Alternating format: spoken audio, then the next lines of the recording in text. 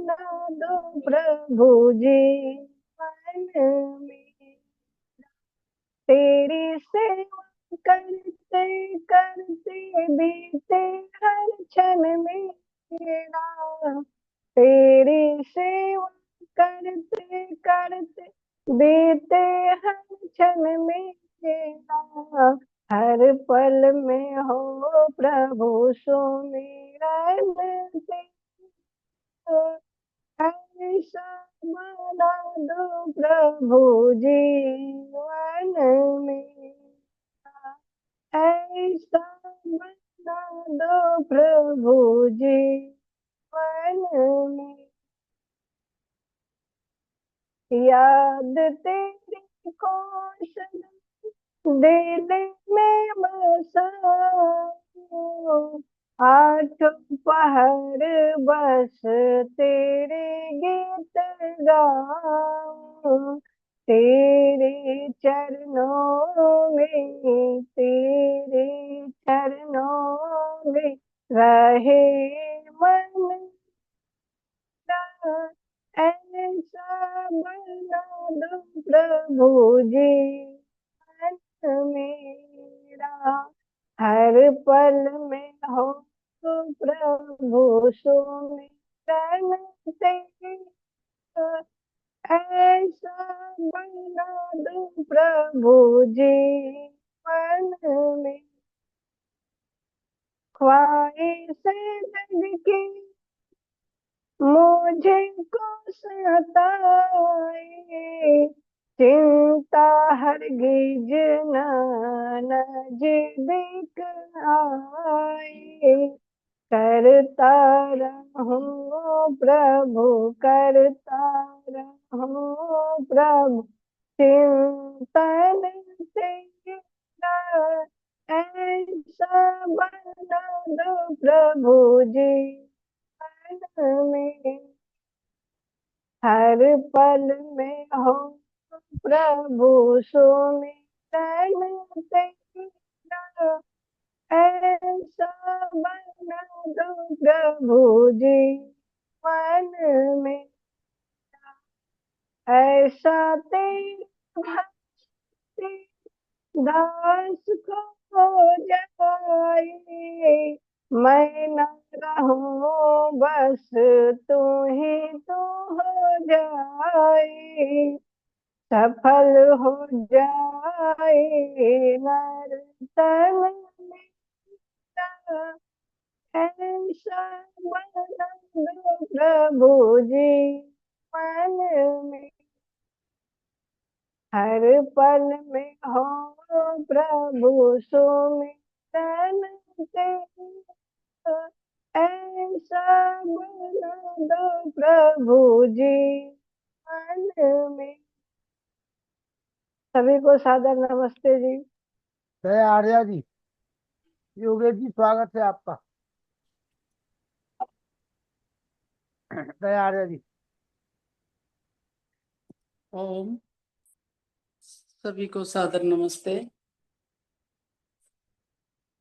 परम पिता से प्रीत लगा, भव सागर से पार हो जा। परम पिता से प्रीत लगा, भव सागर से पार हो जा।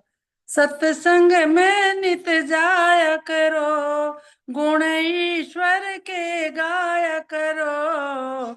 मन अपने को शुद्ध बना, भव सागर से पार हो जा। परम पिता से प्रीत लगा, भव सागर से पार हो जा। अंदर है प्रीतम तेरा, मन मंदिर में है डेरा। मन अपने को शुद्ध बना, भव सागर से पार हो जा। परम पिता से प्रीत लगा, भव सागर से पार हो जा। चल रही विषयों की अंधेरी, जोत बुझाई जिनने तेरी। इनसे अपना आप बचा, भव सागर से पार हो जा। परम पिता से प्रीत लगा, भव सागर से पार हो जा। नाता परमेश्वर से जोड़, मानव तू बदियों को छोड़। जीवन वेद अनुसार बना, भव सागर से पार हो जा। परम पिता से प्रीत लगा, भव सागर से पार हो जा। ओम। डॉक्टर वेद प्रकाश शर्मा जी आइए, सादर आमंत्रित कर लिए आचार्य विमलेश बंसल जी को। ओम स्वस्ति पंथा मनुचरेम सूर्या चंद्रमसा विव पुनर्ददता अग्नता जानता संगमे मही। बड़ा सबसे पहले आर्यबंधु और मातृशक्ति के लिए नमस्कार। विगत 3 वर्षों से ज्यादा हमारे माननीय लखनलाल आर्य जी बहुत ही पूर्ण कार्य कर रहे हैं। इसको वो निष्काम कर्म की श्रेणी से ही ये कार्य कर रहे हैं। इसका फल बड़ा ही अच्छा मोक्ष मार्ग की तरफ अग्रसर करता है। हमारे बीच में आचार्य विमल बंसल जी, जो कि बहुत ही अच्छी आर्य जगत की विद्वान महिला है, उनका बहुत बहुत वंदन अभिनंदन। उनके भाषण बड़े कर्णप्रिय और दिल के लिए बड़े ग्राही होते हैं, और उनके प्रवचन को सुनकर ऐसा लगता है कि उनको हम आचरण करेंगे तो निश्चय ही हम लोग आर्य पथ की ओर अग्रसर हो जाएंगे। ऐसे हमारी बहन डॉक्टर विमल बंसल जी हमारे बीच में विद्यमान है। उनका बहुत बहुत वंदन अभिनंदन। ये हमारा सौभाग्य है कि उनका सानिध्य बीच बीच में मिलता रहता है। आइए बहन बंसल जी, आपका वंदन अभिनंदन स्वागत। विदेही जी स्वागत है।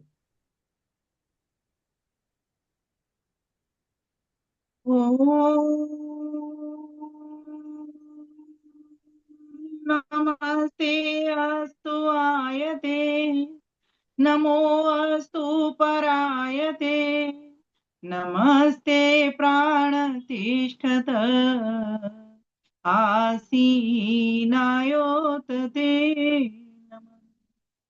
आसीनायोतते।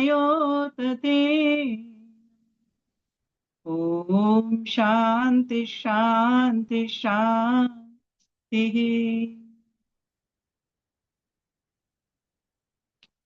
बहुत ही सुंदर कार्यक्रम मेहरौनी ललितपुर से चल रहा है। हमारे आदरणीय भाई, बड़े भाई कहूँ या समान उम्र के भाई कहूँ, जो भी कह सकते हैं, मेरे तो लखन भैया हैं। और उन्होंने वास्तव में इस कोरोना काल में हम सभी को, नाना विद्वानों को बुला करके बहुत ही उत्तम शिक्षाएं, यहाँ से संदेश और प्रेरणाएं प्रदान की हैं। ऐसे भाई को नमन करती हूँ। साथ ही जिनके द्वारा मुझे अभी आमंत्रित किया गया, ऐसे आदरणीय वैदिक विद्वान हमारे वेद प्रकाश आर्य जी, उन भाई को भी मैं नमन करती हूँ। साथ ही जिन माताओं ने, बहनों ने अभी भजन सुनाए, जो मैंने अभी दया आर्या जी माता जी का भजन सुना, बहुत ही सुंदर, हृदय को छूने वाला भजन था। बहुत उनको नमन करती हूँ। साथ ही देश से, प्रदेश से, विदेश से जो भी मेरे भाई बहन या विद्वत जन जुड़े हुए हैं, उन सभी को मैं अपना हार्दिक नमन वंदन अभिनंदन करती हूँ। साथ ही हमारा अभी आगामी जो पर्व है दीपावली, उसकी बहुत बहुत शुभकामनाएं, बहुत बहुत बधाई प्रेषित करती हूँ। प्यारे भाइयों बहनों, आज बड़े ही हर्ष का विषय है कि एक लंबे अरसे के बाद मुझे आपके इस मंच का दर्शन करने का सौभाग्य प्राप्त हुआ है। बहुत ही महत्वपूर्ण मंच है ये, और पावन मंच भी कहूंगी, क्योंकि यहाँ से निष्काम कर्म हो रहा है और हमको भी उस निष्काम कर्म में एक अल्पाहुति लगाने का सौभाग्य का अवसर मिलता है। तो आइए, आज का हमारा जो विषय है दीपावली का विशेष, थोड़ा सा प्रयास करेंगे समझने का कि ये जो जितने भी जो पर्व आते हैं वे क्यों आते हैं।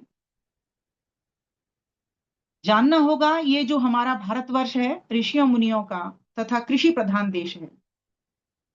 परमपिता परमेश्वर ने वेद रूपी संविधान दे करके मंत्रों के माध्यम से हमको देश काल ऋतु के अनुसार अलग अलग तरह के मंत्र दे करके और हमें बताया कि इन मंत्रों के माध्यम से तुम अपने जीवन को खुशनुमा बनाओ, अर्थात प्रसन्न बनाओ। पर्व वास्तव में आते ही प्रसन्नता देने के लिए हैं, प्रेरणा देने के लिए हैं, पूर्णता में पहुंचाने के लिए हैं। क्योंकि पर्व का सीधा सीधा अर्थ होता है पर्वती पूर्यति जनान आनंदेन इति पर्वः, जिससे प्रेरणा मिले, प्रसन्नता मिले, प्रेम मिले और पूर्णता हो, अर्थात पूर्णता की ओर हम पहुंच सकें, उनको हम पर्व कहते हैं। वैसे तो पर्व शब्द में प्री पालन पूर्णयो धातु है, पर्वन में से अगर न का लोप हो जाता है तो फिर वो पर्व रह जाता है, अर्थात जिससे पालन और पोषण हो वो पर्व कहलाता है। जैसे पर्व अर्थात पौरी, पौरी अर्थात जोड़, जोड़ अर्थात गांठ। जैसे उंगली में हमारे में 2 पर्व हैं, प्रत्येक उंगली के भीतर आप देखेंगे, चेक करेंगे, ये 2-2 पर्व बने हुए हैं, ये जोड़ हैं, है ना। ऐसे ही हमारे जो शरीर है उसमें 306 पर्व हैं, और हमारी जो सिर्फ रीढ़ की हड्डी है इसमें 36 पर्व हैं। और अगर इन पर्वों को हटा दिया जाए तो उंगली सीधी तो रह सकती है लेकिन मुड़ नहीं सकती। इसी प्रकार से हमारे शरीर में जितनी भी लोच है जिससे कि हम मुड़ रहे हैं, झुक रहे हैं, उठ रहे हैं, तन रहे हैं या किसी से आदान प्रदान कर रहे हैं, वे सब पर्वों के ही माध्यम से कर पा रहे हैं। अगर पर्व हमारे शरीर में नहीं हो, हमारी रीढ़ की हड्डी में नहीं हो, हमारी उंगलियों में नहीं हो, तो हम कुछ भी इस शरीर से नहीं कर सकते, कोई भी एक काम हमारा नहीं होगा। सीधा की सीधा जैसे एक जड़ काट का एक किवाड़ ले लेते हैं और वो बना रहता है, ठीक इसी प्रकार से शरीर होगा, कोई एक्टिविटी फिर इस शरीर से नहीं होगी। परम पिता परमेश्वर को नमन करते हैं कि जिसने इतना सुंदर हमें शरीर दिया और शरीर देख करके ये समझाने के लिए भी हमको प्रेरित किया कि इन वेद मंत्रों के आधार पर तुम अपने प्रत्येक क्षण को उत्सव मनाओ, प्रत्येक दिन को उत्सव मनाओ, प्रत्येक ऋतु के अनुकूल आप प्रत्येक ऋतु को आप पर्व मनाओ। जैसा कि अभी हमने पिछले श्रावणी पर्व मनाया, उसके बाद विजयादशमी मनाया, है ना, और उसके बाद जो मुख्य मुख्य पर्व हैं, और उसके बाद विजयादशमी के बाद में हमने शरद पूर्णिमा मनाई, और अभी जो लोक में प्रचलित है वो करवा चौथ भी बहुत सारे लोगों ने मनाई, है ना। लोक में प्रचलित मीन समाज में कुछ वर्ग तक, अब तो आजकल तो उसकी बहार आई हुई है जिसका कि कहीं हमारे शास्त्रों में तो कोई जिक्र नहीं है, लेकिन उसमें से अच्छी बातें लेकर के और पति पत्नी को अपना वैसा व्यवहार करना चाहिए। मैंने फेसबुक पर बहुत सुंदर संदेश उसका दिया हुआ है, मैं उसकी बात अभी नहीं करूंगी। लेकिन करवा चौथ के बाद में अभी दीपावली जो सबका त्योहार है, बड़ा ही त्योहार है, और ये जो दीपावली के बाद में एक सबसे बड़ा राष्ट्रीय पर्व हमारा जो होता है त्योहार, वो होली होता है। ये चारों बहुत बड़े पर्व हैं, उत्सव हैं, और मैं तो कहूंगी दीपावली तो महोत्सव है, क्योंकि यह पूरे 5 दिन तक मनाया जाता है, और 5 दिन से पूर्व जो इसकी तैयारी है वो 1 मास पूर्व से प्रारंभ हो जाती है। लोग, क्योंकि वर्षा काल के बाद में घरों का सीपेज आ जाना, घरों के भीतर सीलन आ जाना, है ना, चटकना फटकना, चारों तरफ जाले लग जाना, मकड़ियां आ जाना और कीड़े आ जाना, इस प्रकार का देख करके घरों की सफाई करने के लिए, यह सफाई का भी संदेश पर्व देता है कि सफाई करो पहले अपने घर की, फिर उसके अपने पिंड की, है ना, और उसके बाद में जब तुम्हारी सफाई घर की हो जाए, तुम्हारे शरीर की हो जाए, तो उसके बाद जो टूटी फूटी चीजें हैं जो घर में से तुमने निकाल दी हैं, अब कुछ लाने का भी प्रयास करो, कुछ भरने का भी प्रयास करो, क्योंकि तुमने खाली तो कर दिया, सब टूटी फूटी झाड़ू निकाल दी, है ना, लेकिन कुछ कुछ चीजें अपनी आत्मिक भी निकाला करो, अपनी बुराइयों को, दोषों को भी साफ करके आओ। जैसे घर से टूटी फूटी बर्तन और झाड़ू निकाल के फेंक दी बाहर दीपावली पे, ऐसे अपने अंदर की बुराइयां भी, दुर्व्यसन जितने भी हैं आपके भीतर, उनको भी निकालने का प्रयास करो। अपने काम क्रोध मद मोह लोभ ऐसे शत्रुओं को भी जलाने का कार्य करो। ये सभी जितने भी पर्व आते हैं वे हमें इसी संदेश से भरने के लिए आते हैं, और साथ ही साथ आपके घर में सुख आए, समृद्धि आए, धन हो, वैभव हो, दौलत हो, शोहरत हो, ये आपके जो 5 दिन के जो दिवस हैं वे पूरे पूरे संदेश देते हैं। कैसे? तो पहला ही आप ले लीजिए, धनतेरस के नाम से जो प्रसिद्ध है। अगर हमें इस इतिहास की दृष्टि से देखेंगे, कई दृष्टियों से मैं बताने का प्रयास करूंगी, इतिहास की दृष्टि से देखेंगे तो धन्वंतरी जयंती के रूप में इसको मनाते हैं हम, लेकिन इससे भी पहला एक महत्व है। इतिहास तो जैसे जैसे जुड़ता है वैसे वैसे चीजें मजबूत और हो जाती हैं, हमारे पर्वों को मजबूती मिलती चली जाती है। लेकिन इतिहास से भी पूर्व ये आदि सृष्टि के ही पर्व हैं, अर्थात आपके घर धन वैभव से भरे, ऋतु अनुकूल जब परिवर्तन हुआ है, उस परिवर्तन में जितने भी संक्रामक रोग हैं वे तो दूर हटे, लेकिन जो अच्छाइयां हैं, धन दौलत है, वे सब आपके घर में है। आपकी मजबूती, महिलाओं की तो मजबूती सोना चांदी है। वेद में बहुत सारे मंत्र ऐसे हैं जिनमें लिखा है कि सोने चांदी को ग्रहण करो, और ये तो हमारे एक्यूप्रेशर करने का भी बड़ा कार्य करते हैं। लेकिन ध्यान रखना, सोना चांदी हीरे जवेरात किसी को डाउन करने के लिए नहीं, नीचा दिखाने के लिए नहीं, या फिर अपने प्रसंग के लिए नहीं होनी चाहिए। हाँ, अपनी शोभा के लिए, अपनी मजबूती के लिए, अपनी आर्थिक सुरक्षा के लिए बहुत अनिवार्य है। लेकिन ये भी कोई होड़ नहीं है कि किसी के घर में अगर गरीबी है, वो नहीं ले सकता, तो किसी की पड़ोसी की वो होड़ करे, ये भी ध्यान देना है। इसीलिए कोई भी वस्तु संसार में बुरी नहीं है, लेकिन उसका सदुपयोग और दुरुपयोग किस तरीके से हो रहा है। आज समाज में मैं देख रही हूँ, धनवंतरी के नाम पर, धनतेरस के नाम पर लोगों के घर भरा हुआ पड़ा हुआ है, लेकिन फिर भी कुछ ना कुछ लेकर के आना है। मानती हूँ अच्छी बात है, ये परंपरा है और बनी रहनी चाहिए। लेकिन जब आपके घर में 4 चीजें रखी हुई, या तो पहले उनको बांट दो, त्याग कर दो, थोड़ा सा जिनके पास नहीं है उनको पहुंचा दो, फिर अपने घर में ले आओ। लेकिन नहीं जी, नया बर्तन आना चाहिए, ठीक है आना चाहिए, मना नहीं है, लेकिन पहले पुराना भी तो थोड़ा बहुत निकाल दो। लेकिन मैं देखती हूँ लोगों के घर में इतना कबाड़ा इकट्ठा हो गया, बताइए वो भजन करेंगे या इस कबाड़े को समेटने में लगाएंगे, इसकी सुरक्षा में दिमाग लगाएंगे, क्या करेंगे।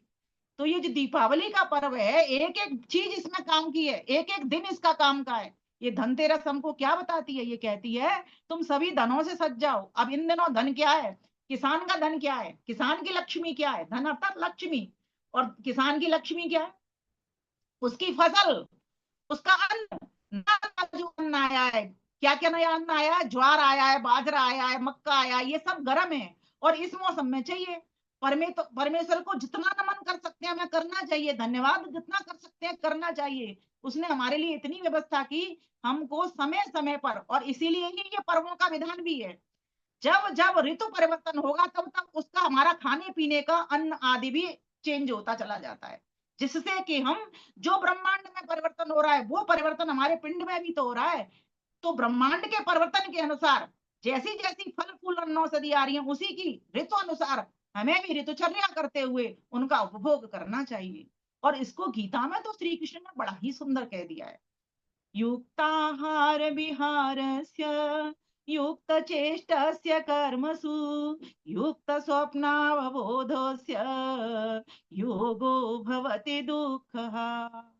व्यक्ति युक्त आहार विहार करे, ऋतुवुक हितवुक मितवुक बने, ऋतु के अनुकूल ऋतुचर्या के अनुसार जो जो सब्जी फल आदि आ रहे हैं उनका उपभोग करे। आज हमारे बच्चों को पता नहीं चलता इन सब चीजों का कि कौन से ऋतु की कौन सी, क्योंकि कोल्ड स्टोर की किसी भी मौसम में, शहरों में तो किसी भी मौसम में कोई वस्तु ले लो, हाँ ग्रामीण क्षेत्रों में जरूर अनुभवी बच्चे हो जाते हैं उनके, क्योंकि वही वस्तुएं उनको मिल पाती हैं जो कि उनके खेत आदि में अड़ोस पड़ोस में उनको मिल रही है, तो उनको जरूर नॉलेज हो जाती है कि कौन सी वस्तु कौन सी ऋतु में आती है। ये भी संदेश बच्चों को हमें देना है कि ये गर्मियों के ऋतु की चीजें हमको ये खानी है, ये सर्दियों के ऋतु की चीजें हमको ये खानी है। तो इन दिनों जो भोजन हम करेंगे अपने कफ आदि से निवृत्ति के लिए, वो जो हमारा भोजन होगा वो कैसा होगा, उष्ण होगा। इसीलिए आपने देखा होगा मक्के आदि की रोटी, साग वगैरह, ये जो सरसों का साग आ रहा है ये खूब बनाए जाते हैं। तो हर चीज का एक एक महत्व है। तो किसान की जो लक्ष्मी है वो क्या है, उसकी फसल। व्यापारी की लक्ष्मी है उसका पैसा रुपया। लेकिन ध्यान देना, जैसे किसान अपनी लक्ष्मी का सिर्फ स्वयं प्रयोग नहीं करता, आगे उसको भेजता है, इसी प्रकार से व्यापारी को भी जो लक्ष्मी उसके पास है उसको स्वयं अकेले उपभोग नहीं करना। यजुर्वेद कहता है तेन त्यक्तेन भुंजीता, त्याग पूर्वक भोग करना चाहिए। ये धनतेरस का संदेश है। ये जो धन है, जो कुछ हमको मिला है, वो सिर्फ अकेले उपभोग के लिए नहीं मिला, ये वितरण के लिए मिला है। मेरे घर अगर चूल्हा जल रहा है तो मेरे पड़ोसी के घर में भी चूल्हा जलने चाहिए, उस कुमार के घर में भी चूल्हा जलना चाहिए, इसीलिए हमको उससे दीपक खरीद के लाने हैं। मानती हूँ मैं आपके घर बहुत सारे दीपक पुराने पिछले साल के रखे हुए हैं, लेकिन नहीं, अगर आप खरीद सकते हो, सोने चांदी का एक बार खरीदना या मत खरीदना, क्योंकि सुनार के यहाँ तो चूल्हा जला हुआ है, लेकिन हाँ कुमार के यहाँ चूल्हा जले इसकी चिंता हमको करनी पड़ेगी। ये प्रेरणा, ये संदेश घर घर पहुंचाना पड़ेगा। इसलिए आप देख रहे हो व्हाट्सएप में, सोशल मीडिया में, जहां भी, फेसबुक, ट्विटर वगैरह, सब पे खूब इसका चल रहा है। लेकिन कितने लोग इसको फॉलो कर पा रहे हैं, समझना इस बात। सबके घर में चूल्हा जले, कोई भी अंधेरे में ना रह जाए, सबके घर में प्रकाश हो, कोई भी अज्ञान में ना रह जाए, सबको ज्ञान हो, कोई भी अभाव में ना रह जाए, है ना। सबके घर में धन संपत्ति हो, किसी पर भी अन्याय ना होने पाए, सबके हाथ में हथियार हो। ये सब चीजें दिखाने के लिए ये 5 दिन का तक पर्व है। और जिसमें धनतेरस अर्थात हमारे पुत्र पुत्रियां भी तो हमारे धन है, हमारे व्हीकल्स भी तो हमारे धन है, हमारे पशु आदि जिनका हम दुग्ध पीते हैं वो भी तो हमारे धन ही है, हम जिनकी सवारी करते हैं अश्व आदि वे भी तो हमारे धन ही है, हम परस्पर भी तो आपस में धन ही है। और हमारा ये जो शरीर है, सबसे पहला सुख निरोगी काया, ये सबसे बड़ा धन है। अगर ये हमारा असुरक्षित है तो कुछ भी कोई मतलब का नहीं है, सारा दिन पड़ा रहे। अगर शरीर हमारा रोगी पड़ा हुआ है, ये असुरक्षित है, अगर ये स्वस्थ नहीं है तो कोई मतलब का नहीं है। इसलिए कहा पहला सुख निरोगी काया, दूजा सुख घर में माया, और तीजा सुख सुलक्षण नारी, तथा सुख पुत्र आज्ञाकारी। तो ये जितने भी सुख है वे सारे की सारे धन ही है। और अंतिम और पहला जो धन है, मैं कहना चाहूंगी फिर, परम पिता परमेश्वर पायो जी, मैं तो राम रतन धन पायो। मीराबाई ने एक पद में इतनी सारगर्भित बात कह दी, मैं तो राम रतन धन पायो। मैं तो उस रमे हुए राम आता हर जगह कण कण में वासी है, जो ऐसे परम पिता परमेश्वर जगत्याम जगत, जो कि सब जगह पर व्यापक होकर के ठहरा हुआ है, वही मेरा असली धन है। और जिसको ये बात समझ में आ जाती है, वो उस धन को पाने के लिए सोना चांदी छोड़ देता है, लेकिन उस धन को पाना नहीं छोड़ता। प्रातः ध्यान, सायं ध्यान, चलते फिरते ध्यान, उठते बैठते ध्यान। महर्षि दयानंद सरस्वती 18 घंटे की समाधि लगाते थे। क्या वो खाना नहीं खाते थे? क्या वो काम नहीं करते थे? क्या वो लेखन नहीं करते थे? सब कुछ करते थे, लेकिन उस धन के साथ बैठे थे। बस जिसको वो धन मिल गया, जिसको उसकी गद्दी मिल गई, वो धनवान हो गया। फिर सोने चांदी सब फीके उसके सामने। इसलिए ये जो धनतेरस से समझाने के लिए आई है कि हमको धन, कौन सा धन चाहिए, मुख्यता से कौन सा धन लेना है। ईश्वर पहला धन। दूसरा धन सबके घर में दिए जलें। हर हमारा जितने भी लोग संसार के भीतर हैं, कोई भी हमारा द्वेषी नहीं है, कोई भी हमारा बैरी नहीं है। एकत्वम अनुपश्यता, सबके भीतर उसी एक परम पिता परमेश्वर का वास देखना है। अगर कोई नीचा गिरा हुआ है उसको ऊंचा उठाना। वो भी सब धन ही हैं, लेकिन हमने उनको धन नहीं जाना। इसलिए कहा गया धनतेरस हमको बताने के लिए आई है। और इसके बाद इतिहास में धन्वंतरी जयंती है, उनका जन्मदिन हुआ। वैसे ऋषि हुए, उन्होंने वैद्य थे, वो महावैद्य थे, उन्होंने हमें चिकित्सा पद्धति दी, बहुत सारे सूत्र दिए कि हमको अपने शरीर को कैसे स्वस्थ बना करके रखना है। और अगर कहा जाता है कि अगर व्यक्ति को सदुपयोग करना नहीं आता ना, तो धन की 3 गतियों में मारा जाता है। अगर धन की एक गति वो दान सीख गया तब तो ठीक है, त्याग करना, दान अर्थात त्याग करना। और एक और बात ध्यान देना, धनी का कभी सम्मान नहीं होता, लेकिन दानी का हमेशा सम्मान होता है। धनवान तो दुनिया भरी पड़ी हुई है, कितने कितने दुनिया में भरे पड़े हैं, लेकिन जो दान करता है सम्मान उसका होता है। इसका धनी का सम्मान नहीं होता, दानी का सम्मान होता है। इसलिए दानी बनने का प्रयास करें। अगर व्यक्ति दानी नहीं बनता, स्वयं उपभोग करता है, तो भी उसका थोड़ा सा भला हो जाता है। लेकिन जो न दान करता, न स्वयं खाता, न खिलाता, न खाता, तो उसका धन तो समझो नाश को ही प्राप्त हो जाता है। इसीलिए ये धनतेरस में ये शिक्षा सब तक पहुंचनी चाहिए कि किस प्रकार का धन हम मुख्यता से लें, किसको प्रायोरिटी पहले दें, प्राथमिकता से लें, किसको दूसरे नंबर पर रखें, किसको तीसरे नंबर पर। और दूसरी बात धनतेरस के बाद में आती है, क्या कहते हैं उसको, नरक चतुर्दशी। बहुत लोगों ने मुझे ये प्रश्न किया, फेसबुक पर भी पूछा, व्हाट्सएप पर भी पूछा, ये नरक चतुर्दशी क्यों कहते हैं इसको, रूप चतुर्दशी क्यों कहते हैं इसको, यम चतुर्दशी क्यों कहते हैं इसको। तो आज मैं थोड़ा सा स्पष्ट करना चाहूंगी। नरक चतुर्दशी, नरक कहते हैं दुख को, स्वर्ग कहते हैं सुख को। ये महर्षि दयानंद सरस्वती की परिभाषा है। तो अब चतुर्थी क्या है, व्यक्ति दुख में कब पड़ेगा, जब उसके धर्म, अर्थ, काम और मोक्ष, ये पुरुषार्थ चतुष्टय सिद्ध नहीं होगा तो वो दुख में पड़ेगा। दूसरी बात, अगर हम इसे भौतिक रूप से घटाते हैं तो नरक चतुर्दशी का क्या मतलब है, तो कहा गया कि व्यक्ति नरक अर्थात जहां पर गंदगी पड़ी हुई है आपके नालों में, नालियों में, वहां भी प्रकाश होना चाहिए। जब हम छोटे छोटे थे तो हम देखते थे हमारी दादी जिस दिन ये चतुर्दशी होती थी उस दिन सभी नाले वगैरह की सफाई करके वहां पर दीपक रखा करती थी। घर का एक महत्वपूर्ण अंग नालियां भी है, ध्यान देना। उस दिन तो कहते हैं घूरे के ऊपर भी, जिसने तुम्हारा पूरे वर्ष भर का कूड़ा उठाया है वहां पर भी दीपक जलता है। उसके पीछे का कारण क्या है? कोई घूरे को कूड़े को दिखाने वाली बात नहीं है, कोई नाली को सजाने वाली बात नहीं है, लेकिन नालियां अगर स्वच्छ होंगी तो घर का जो बहने वाला पानी है वो ठीक प्रकार से निकल जाएगा, आपके घर में वो पानी जमा नहीं होगा, गंदा पानी नहीं रुकेगा। और क्या है इसका महत्व? तो कहा इसको रूप चतुर्दशी क्यों कहते हैं? तो इसको रूप चतुर्दशी इसीलिए कहते हैं कि व्यक्ति ने जब हर प्रकार के धन की प्राप्ति कर ली, लेकिन अभी उस आत्मिक रूप से वह रूपवान नहीं बना, तो समझो उसके घर में दीपावली नहीं है, उसके जीवन में प्रकाश नहीं है। आज हम सभी दीपावली मना रहे हैं, लेकिन कोई कोई ही रूपवान रूपवती होता है, कोई कोई ही रूपवान रूपवती होता है। और रूपवान बनने के लिए क्या करना पड़ेगा? हमें यम नियमों का पालन करना। 5 हमारे यम और 5 हमारे नियम। अहिंसा, सत्य, अस्तेय, है ना, इनका आदि, इनका करते हुए पालन करते हुए हमेशा अहिंसा में जीना पड़ेगा, अस्तेय का पालन करना पड़ेगा, सत्य को धारण करना पड़ेगा, परिग्रह में जीना पड़ेगा, शौच, संतोष, तप, स्वाध्याय, ईश्वर प्रदान, ये नियमों में भी को भी धारण करना पड़ेगा।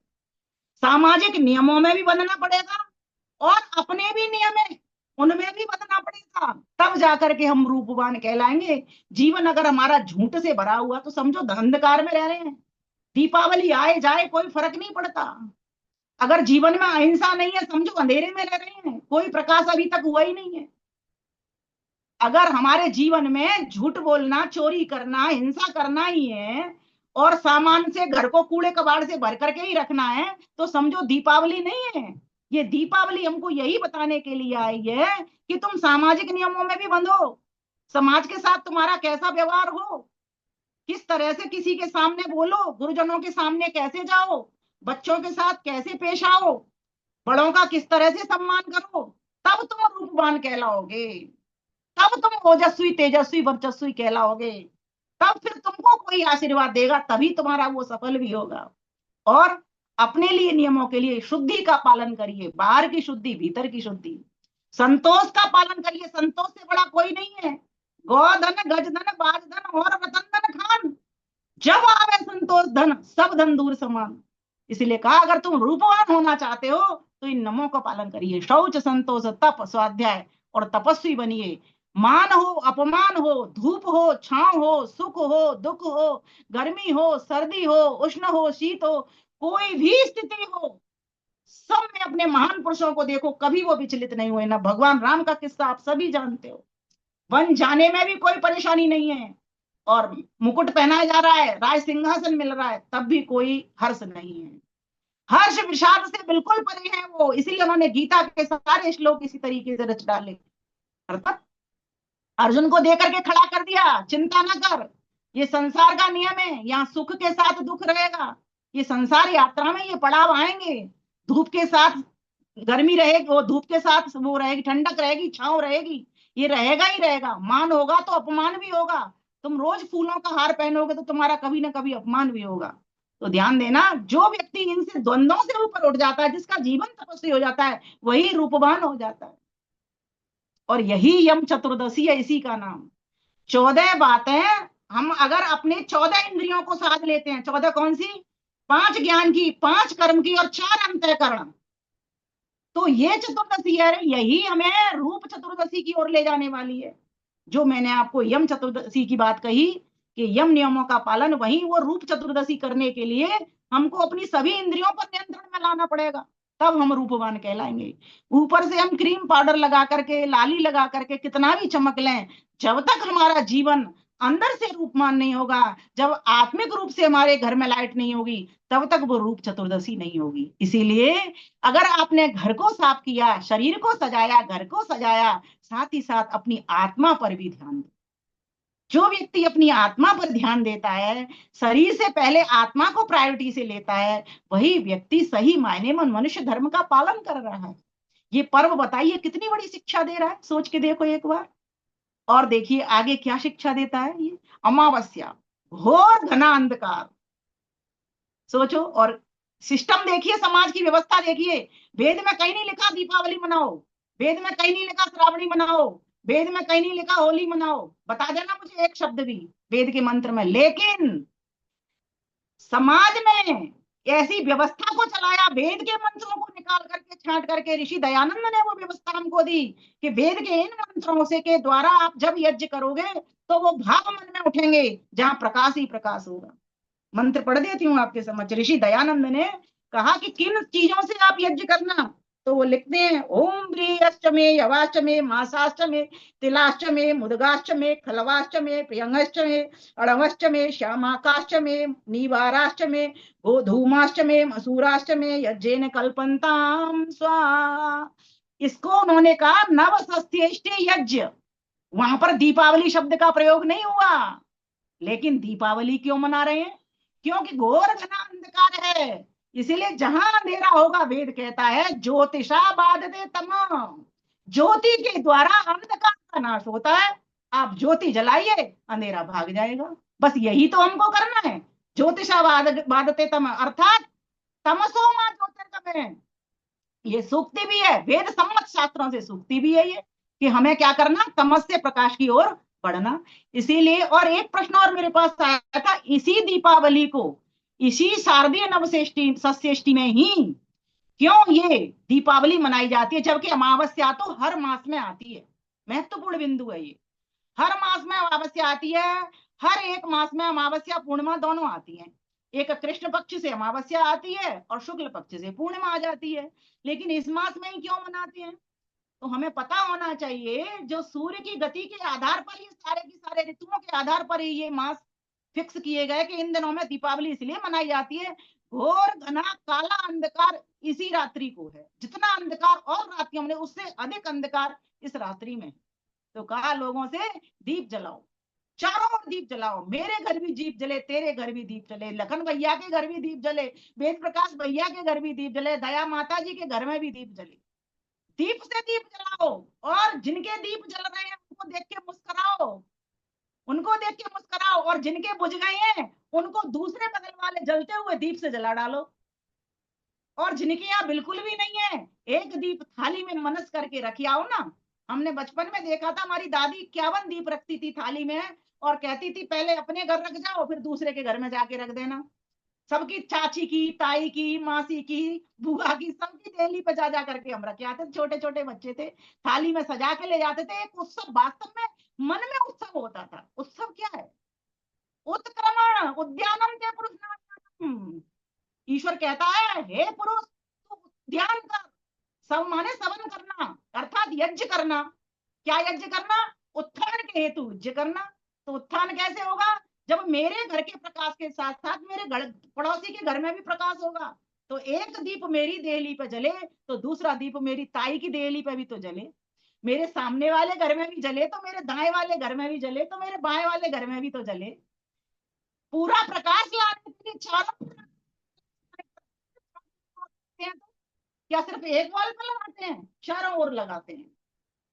आप ध्यान दीजिए इस बात के ऊपर। इसलिए यह संदेश दे रहा है दीपावली का पर्व हमको कि सबकी चिंता करो, आपको चारों चीजें मिटानी पड़ेंगी, अज्ञान, अभाव, अन्याय, अत्याचार।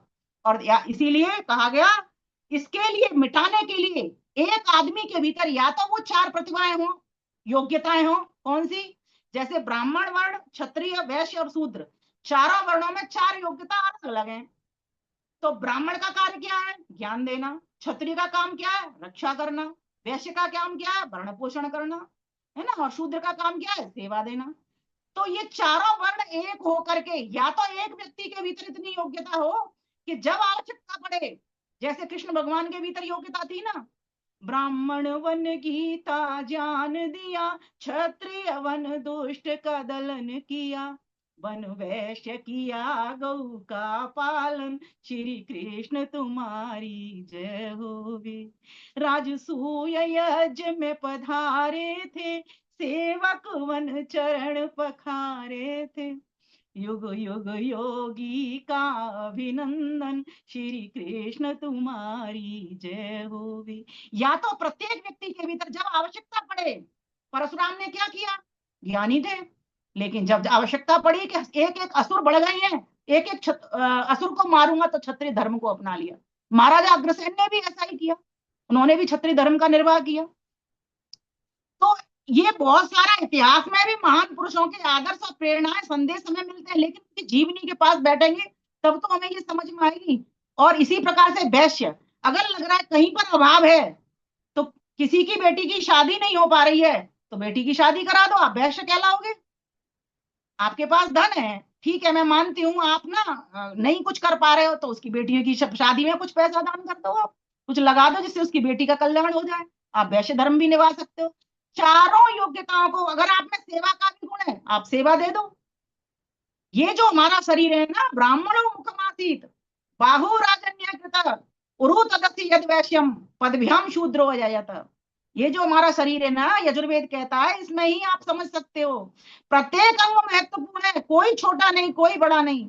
जहां हमको ज्ञान की आवश्यकता पड़ती है, तो वहां हमें रक्षा की भी आवश्यकता पड़ती है। जहां ज्ञान और रक्षा दोनों की, शास्त्र और शस्त्र दोनों की आवश्यकता पड़ती है, वहां हमको भरण पोषण की भी आवश्यकता पड़ती है। सोचो, युद्ध क्षेत्र में सब आ रहे हैं, जा रहे हैं राजा लोग, है ना, क्षत्रिय लोग, ब्राह्मणों ने उनको मार्गदर्शन देके भेज दिया, जाओ धर्म धर्म की जीत में धर्म को जिता के लाओ। पर वहां पर भोजन का प्रबंध कौन करेगा? तो पैसा किसका लगेगा? व्यापारी का पैसा ही तो लगेगा। और शूद्र अर्थात सेवा, अगर वहां सेवक नहीं साथ चलेंगे तो कभी भी युद्ध नहीं जीता जा सकता, उस सेवक वर्ग भी चाहिए। चारों वर्णों की जिस प्रकार से इस पिंड के भीतर चारों अंग महत्वपूर्ण है, इसीलिए किसी भी उत्सव को सफलीभूत करने के लिए, किसी भी महोत्सव को महोत्सव बनाने के लिए चारों वर्णों का संगठन होना बहुत जरूरी है। इसलिए वेद ने कह दिया, संगच्छध्वम संपदध्वम संभो मनास जानताम देवा भागम यथा पूर्वे संजानाना उपासते। एक मन हो, एक चाल हो, एक ढाल हो, एक रंग हो, एक सोच हो, एक विचार हो, सब कुछ हमारा एक होना चाहिए। और जहां जिस चीज की, जिस व्यक्ति को आवश्यकता पड़े, उसके लिए हमें सदैव तैयार रहना चाहिए। प्रभु परमेश्वर ने ये चारों योग्यताएं, चारों वर्णों को धारण करने की योग्यता प्रत्येक मनुष्य को दी हुई है। लेकिन व्यक्ति, हाँ, प्रमुखता से कोई कोई योग्यता विशेष होती है, तो उस वर्ण का वो व्यक्ति क्या लाता है। जैसे किसी ज्ञान दे रहा है तो उसको हम ब्राह्मण कहते हैं, हवन कराता है, हवन करता है, वेद पढ़ता है, पढ़ाता है, तो हमको ब्राह्मण क्या कह देते हैं हमारे शास्त्रों के अनुसार। लेकिन उस ब्राह्मण के भीतर भी कल को कोई आ जाए उसके ऊपर हथियार उठा करके, तो क्या वो अपनी रक्षा नहीं करेगा? उसमें वो भी कुशलता होनी चाहिए, वो रक्षा भी अपनी करेगा। इसलिए कहा गया कि ये जो पर्व आते हैं सभी वर्णों को मिलान के लिए आते हैं। हम देखते थे जब छोटे थे, तब हमारी माताजी 4 भाग किसी भी पूजा के लिए कोई सामान निकालती थी, जैसे घर में बनाई मट्ठी लड्डू, तो 4 भाग करती थी उनके। हम पूछते थे उनसे, ये क्या कर रही हो आप? ये तो हमारे लिए बनाए हैं। हम छोटे थे तो नहीं जानते थे, तो कहती थी नहीं, ये तो उसके लिए है, सफाई वाले के लिए, ये प्रेस वाले के लिए है, ये किसके लिए, ये दादी माँ के लिए है, ये किसके लिए, बुआ के लिए है, और बाकी का तुम्हारे लिए। बोले उसी में से हम थोड़ा सा ले लेंगे, हम खा लेंगे, जरूरत पड़ेगी तो। आप ये देखिए उनका त्याग, उनकी सोच, उनकी परंपरा। और आज भी अगर कोई चीजें, कोई मनसता है ना, तो ऐसे ही भाग निकाले जाते हैं।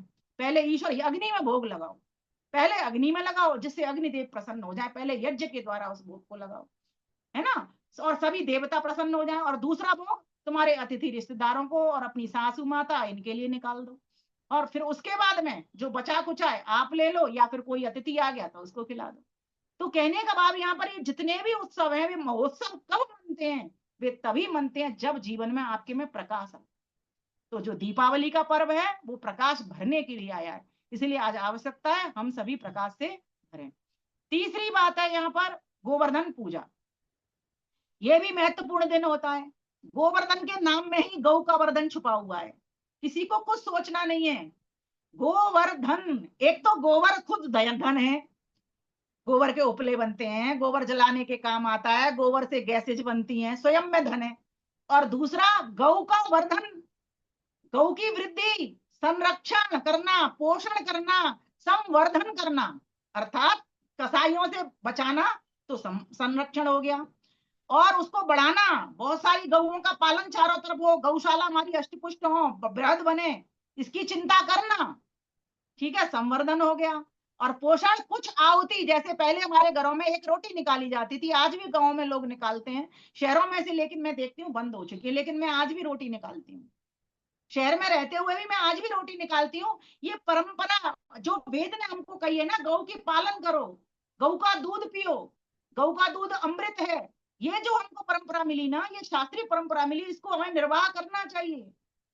हमें जो बाघ निकालने होते हैं, 10 बाघ जब बलवैष्णो देवी यज्ञ करते हैं तो क्या करते हैं, सभी के लिए वो बाघ निकाले जाते हैं, यज्ञ में आहुति लगाई जाती है। लेकिन साथ ही साथ अगर आप पर्सनली भी अगर गाय की रोटी निकालते हैं, और नहीं भी निकालते, चलो छोड़ दो, गैया को कहीं बचा लेते हो आप किसी भी तरीके से, ऐसा कार्य करते हो, रक्षा का काम कर देते हो, तो भी समझो आप असली गोवर्धन पूजा कर रहे हो। अर्थात आप देखो, ये जो प्रतीकात्मक ना लोग गोवर्धन बनाते हैं बड़ा सा, वो क्या है, ये मात्र प्रतीकात्मक है। कृष्ण भगवान ने उंगली के ऊपर गोवर्धन उठाया, ये क्या है, गोवर्धन उठाना ये अलंकारिक कथन है। इसका मतलब क्या है कि भाई बारिश घनी हो रही है, इंद्र देवता बरस रहे हैं, तुम क्या करो, इस गोवर्धन पर्वत के ऊपर चढ़ जाओ तो तुम्हारी सुरक्षा हो जाएगी। ये उंगली से, उंगली इशारा का काम करती है, ये इशारा करते हैं ना, यहाँ चले जाओ, ऊपर चढ़ जाओ, ये है गोवर्धन पर्वत उठाना। और गोवर्धन पर्वत बना भी रहे हैं लोग, मैं देखती हूँ अभी गोवर्धन पूजा वाले खूब गोवर्धन बनाएंगे, खूब जयकारे बोलेंगे। क्यों? क्योंकि वो पर्वत भी रक्षक बना। ये हमारा इतिहास है, तो इतिहास को लोग भूल जाएंगे, लेकिन उसके ऊपर जो लीपा पोती और वो सब हो रहा है, उसका कोई मतलब नहीं है, उसका कोई महत्व नहीं है। वो अपनी जिसको जो समझ आती है वो करने पर लगा हुआ है। मैं ऐसा मानती हूँ, उसमें से अच्छी बातों को, जो वैदिक बातें हैं, सच्ची बातें, उनको निकालें, सही महत्व को बताएं कि गोवर्धन, गौओं को बढ़ाओ, गौओं की रक्षा करो, गौओं का पालन करो, गौओं का दूध पियो, गौओं से बनने वाले जितने भी प्रोडक्ट हैं उन प्रोडक्ट का इस्तेमाल करो। ये क्योंकि ये जो हमारा देश है वो कृष्ण का देश है, गोपाल का देश है, गोपाल नाम में ही पाल लिखा हुआ है। तो और उस दिन अन्नकूट भी बनता है। क्यों बनता है जी अन्नकूट? नया अन्न आता है ना। और उस अन्नकूट के बनने से पहले गौ माता ने कितना योगदान दिया, उसके बछड़ों ने खेतों को जोता। आपने इस वेद के, जब आप नवसस्यष्टि के मंत्र पढ़ोगे ना, इसमें पूरा पूरा कृषि सूक्त आता है, उसको सीता, ओम सीता यही स्वाहा, ओम भूत्यै स्वाहा, ओम समायै स्वाहा, आप आहुति लगाते होंगे, 31 हम लगाते हैं ना, तो हम उनके अर्थ भी जानते हैं, हमें पता है। सीता यही मतलब, सीता माने कृषि, खेती। अब लोग क्या समझते हैं, सीता जी खेत में से निकल आई। सीता का अर्थ होता है कृषि, खेती, वो सूक्त है पूरा की पूरा वेद में। और कहा गया सीता के लिए, अर्थात कृषि के लिए मैं ये आहुति देता हूँ कि मेरी फसल है वो लहला उठे। किसान ये पूजा कर रहा है, और जितने भी वैसे लोग हैं वो कृषक वर्ग में ही आते हैं। वो बढ़ाते हैं उस लक्ष्मी को, व्यापार करके वो लक्ष्मी को बढ़ाते हैं। आज वो डिवीजन हो गया तो उस तरीके से उसको प्रेजेंट कर दिया जाता है। तो और आगे कहा गया उस दिन अन्नकूट खाया जाता है, और वहां भी देखिए भावना, देखिए पहले भोग लगाया जाता है भगवान को।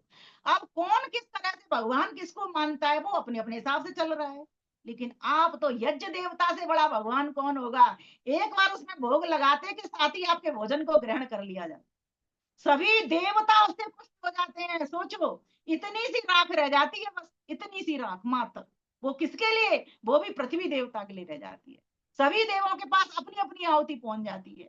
ये है असली यज्ञ पद्धति। और दीपावली पर बृहद यज्ञ करके परमात्मा को धन्यवाद देना, परमात्मा का शुक्रिया करना, उसके देवों की पूजा करना, उसके देवों को आहुति पहुंचाना, ये है असली महात्म्य। अब इसको तो हम भूलते चले जा रहे हैं। तो दीपावली में सबके घर में प्रकाश पहुंचे, वेदों का प्रकाश पहुंचे, भौतिक प्रकाश तो पहुंचे ही, भौतिक रूप से भी समृद्धि हो, आध्यात्मिक रूप से भी समृद्धि हो, ये दीपावली हमको ये बताने के लिए आई है। फिर अंतिम दिन देखिए इसका 5वां कितना मजेदार है। ध्यान रखना, आप अकेले नहीं हो, आपके साथ आपकी बहनें भी हैं। लखन भैया, आपकी विमलेश बहन भी है आपके साथ, वो भी आपको रोली लगाएगी, टीका लगाएगी, चंदन लगाएगी, वेद प्रकाश भैया, उसको भी आप आशीर्वाद देना। उसको भी आप ये गिफ्ट विफ्ट आजकल जो चलन चल गया है वो तो मात्र प्रतीकात्मक है, लेकिन सही में बहन की रक्षा कौन करता था? भाई करता, और आज भी भाई करते हैं। इसलिए उसे हर संकट से बचाना। आज भी घर में अगर बहन के ऊपर विपदा आती है तो कौन बचाता है? सबसे पहले भाई आता है, भाई बचाता है। इसलिए लव जिहाद की फंसी हुई बेटियों के को बचाना अगर आप चाहते हो, सही मायने में अगर आप भैया दूज मनाना चाहते हो, तो लव जिहादियों से अपनी बहन बेटियों को बचा लो। बस ये संदेश मैं इस दीपावली पर, आज भैया दूज के अवसर पर आपको देना चाहता हूं। धनतेरस में असली धन परमपिता परमेश्वर का लेकर के आओ। रूप चतुर्दशी में अपने यम नियमों का पालन करते हुए रूपवान बनो, आत्मिक रूप से आप प्रकाशित हो जाओ, आलोकित हो जाओ। और अमावस्या के दिन सारे अंधकार को, सारी अविद्या को उठा करके परे फेंक दो, परे शुट। यद भद्रम तन्नासुव विश्वानि देव सवितर दुरितान परासुव, यद भद्रम तन्नास, भद्र को लेकर के आओ और जो अभद्र हैं उनको निकाल दो। दुष्ट हैं, दुर्गुण हैं, दोष हैं, जो कुछ आपके भीतर बुराइयां हैं, उन सारी बुराइयों को जला डालो। और गोवर्धन पर ये संकल्प लेकर के जाइए, ये दीपावली का संदेश है कि गौ माता की हर दम रक्षा करेंगे, क्योंकि गौ माता ही हमारी आधार है, इसलिए उसको मदर कहते हैं, मदर डेयरी है वो हमारी। जैसे माँ पालन करती है, माँ के दूध के बाद अगर किसी का दूध बच्चे को दिया जाता है, डॉक्टर पहला दूध जो देते हैं, माँ का अगर दूध नहीं उतरता तो गौ माता के लिए रिकमेंड करते हैं कि गौ माता का दूध बच्चे को पिलाओ, क्योंकि सिमिलरिटी है, उसमें समानता है माँ के दूध में। इसलिए ये संदेश हमको ये दे रहा है दीपावली का पर्व। और आगे बात कह दी, गोवर्धन पूजा के साथ साथ अन्नकूट, जो नवान्न आया है उसको पहले अग्निदेव को भोग लगाओ, बृहद यज्ञ करो, सबको बांटो, सबको खिलाओ, सबको प्रसाद दो। प्रसाद अर्थात प्रसन्नता, सबको प्रसन्नता पहुंचाओ। प्रसन्नता कहाँ होती है, खुशी कहाँ होती है? प्रकाश में होती है। प्रकाश में जब तक आपके जीवन में प्रकाश नहीं था, समझना प्रसाद भी नहीं है। अंधेरे में ठोकर है, प्रकाश में ठाकुर है। मैं हमेशा ये सूत्र सभी को दिया करती हूँ। तो ये 5 दिन और अंतिम भाई दूज, अगर आपने अपनी बहन बेटियों की सुरक्षा कर ली, उनको गुरुकुलीय संस्कृति दे दी, लखन भैया की तो बेटी पढ़ती है, मुझे बड़ा गर्व होता है। अगर आपने अपने बच्चों को गुरुकुल में भेज करके गुरुकुलीय संस्कृति दी, उनको अच्छे संस्कार दिए, आदर्श दी, प्रेरणा दी, तो मैं ऐसा मानती हूँ वो दुर्गा बनेंगी, वीरांगना बनेंगी, स्वयं ही कोई उनकी ओर आंख उठा करके देख भी नहीं सकता। और आज हम देख रहे हैं आर्य समाज और अन्य संगठन भी इस कार्य में जुटे हुए हैं कि हम अपनी बहन बेटियों की सुरक्षा करें। उसके लिए स्वामी श्रद्धानंद को याद कर लिया करो, स्वामी श्रद्धानंद की तरह हम सभी बनने का प्रयास करें इस प्रकार से। और भाई दूज के लिए अपनी बहन बेटियों को बचाते हुए अपने भाइयों की भी बहनें सुरक्षा करें। भाइयों की भी सुरक्षा का दायित्व बहनों के ऊपर है। जहां भाई बहन की रक्षा करता है, वह बहनों का भी दायित्व बनता है अपने भाइयों को भी सुरक्षित रखें, किसी की ओर बुरी नजर न कर पाए।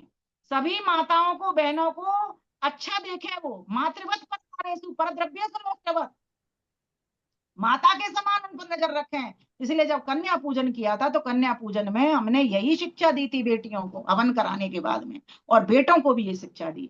आज बेटियों को ही अकेली को शिक्षा ना दें, बेटों को भी ये शिक्षा और संस्कार दें, तभी जाकर के जीवन में प्रकाश होगा। और सिर्फ अपने जीवन में नहीं, चारों ओर प्रकाश होगा।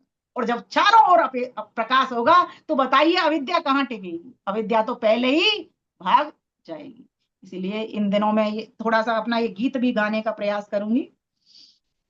स्वागत है, स्वागत है, सुनाइए।